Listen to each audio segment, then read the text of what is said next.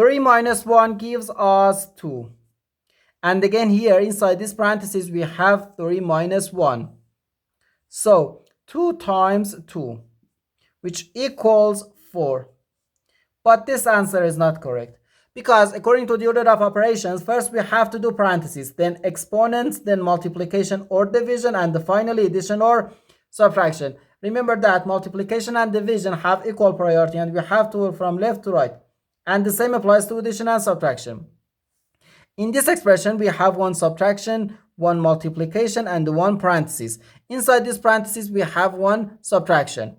Here we have a multiplication, because in mathematics, when a number is placed next to parentheses, it means multiplication.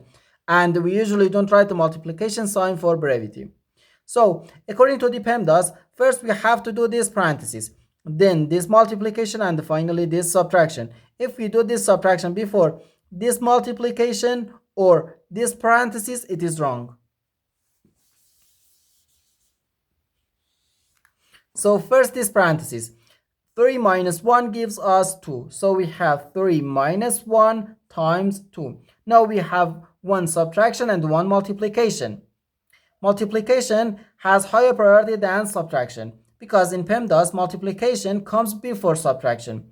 So here first we have to do this multiplication. 1 times 2 gives us 2. So we have 3 minus 2, which equals 1.